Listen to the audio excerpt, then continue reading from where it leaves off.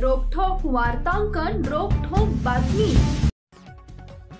उत्तराखंडमध्ये भयानक पाऊस पडलाय। अनेक ठिकाणी तर ढगफुटी झाली आहे। यामुळे मोठं संकट कोसळलंय। उत्तरकाशी जिल्ह्यातील धराली इथं तर भयानक परिस्थिती आहे। ढगफुटी झाल्यामुळे खीरगंगा नदीला मोठा पूर आलाय। या पुराच्या पाण्याने गावाला अक्षरशः गिळंकृत केलंय। अनेक कुटुंबांना या पुराच्या पाण्याने गिळंकृत केलं। या घटनेचं दृश्य अंगावर काटा आणणारं आहे। या घटनेत अनेकांचा मृत्यू झालाय।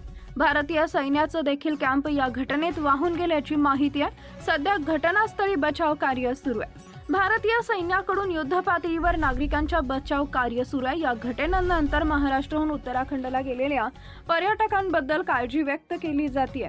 असं असताना आता सोलापूरमधील 4 पर्यटक उत्तराखंडमध्ये अडकल्याची माहिती जिल्हा आपत्ती व्यवस्थापनाकडून मिळाली आहे। जिल्हा आपत्ती व्यवस्थापन विभागाकडून मिळालेल्या माहितीनुसार धीरज बगले, समर्थ दासरी, विठ्ठल पुजारी, मल्हारी धोत्रे असं सोलापुरातील पर्यटकांची नावं आहेत। हे चौघे ओम साई ट्रॅव्हल्स हरिद्वार मधून प्रवास करत होते।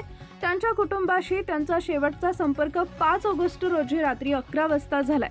स्थानिक पोलिसांचा व बचाव कार्य पथकाची शोध मोहीम सुरू आहे। महाराष्ट्रातील महत्त्वाच्या आणि ताज्या बातम्या पाहण्यासाठी आमच्या जय हो न्यूज चॅनलला सबस्क्राइब करा आणि बेल आयकॉन प्रेस करा।